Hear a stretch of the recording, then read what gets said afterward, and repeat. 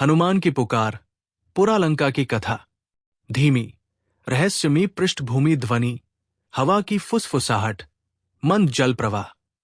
बहुत दूर, बहुत ऊपर, वहां जहां हिम की सांसें चलती हैं, एक गुफा थी। और उस गुफा में बैठा था एक युवक, मौन, स्थिर, तप में डूबा। नाम था उसका मधव। ना वो साधारण था, ना अलौकिक। वो था एक प्रश्न जिसका उत्तर समय के पार छिपा था। गुफा के भीतर सब कुछ निश्चल था।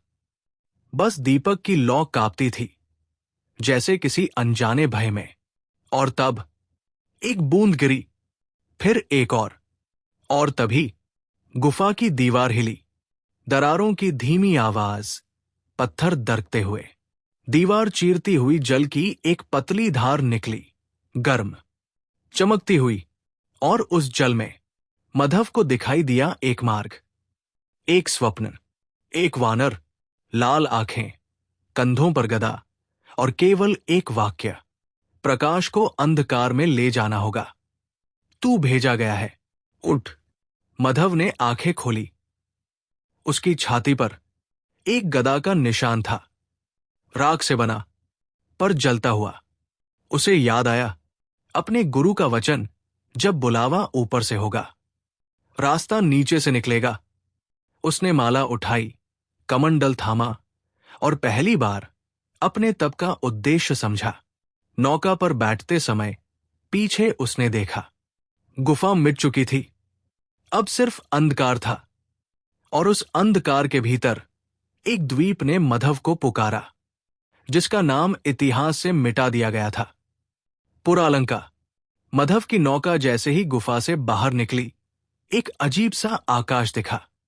न सूरज था, न चांद, केवल एक धुंधली रक्तसी गोल आकृति, और उसके नीचे एक द्वीप।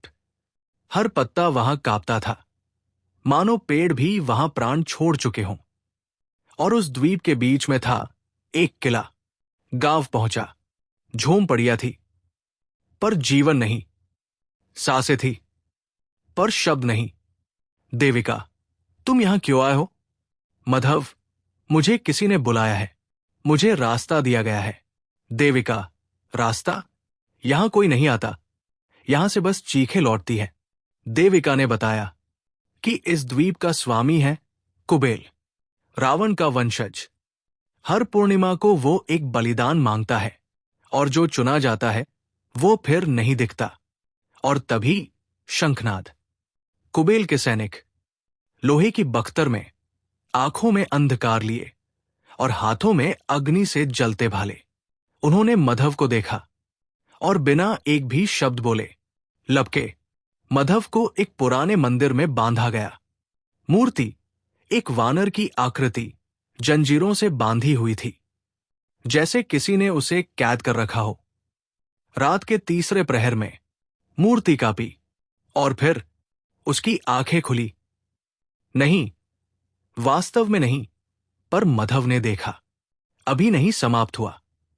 मूर्ति के मस्तक से एक अग्निकण निकला और मधव की छाती को स्पर्श किया। बांधने वाली जंजीरें जल गई।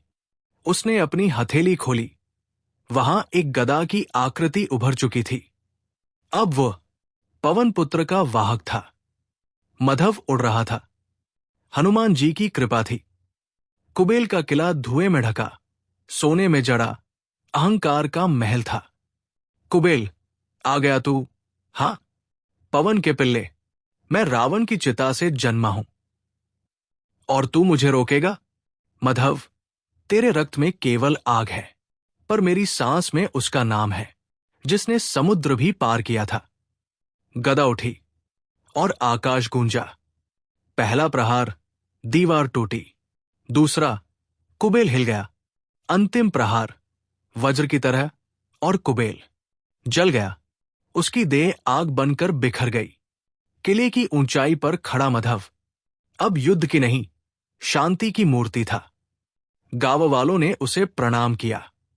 मधव, ये मेरे नहीं है, इनमें उसकी छाया है, जिसने मुझे भेजा था। मंदिर के पास वो गया। अग्निकुंड अपने आप जल उठा। देविका, तुम जा रहे हो? माधव, नहीं, जो मुझे भेजा था वो अब मुझे बुला रहा है। मैं कभी था ही नहीं, मैं बस उसका एक स्पर्श था।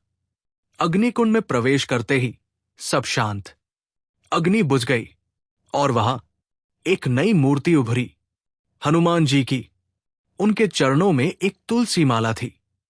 जब अधर्म फिर उठेगा, ये शक्ति फिर लौटेगी।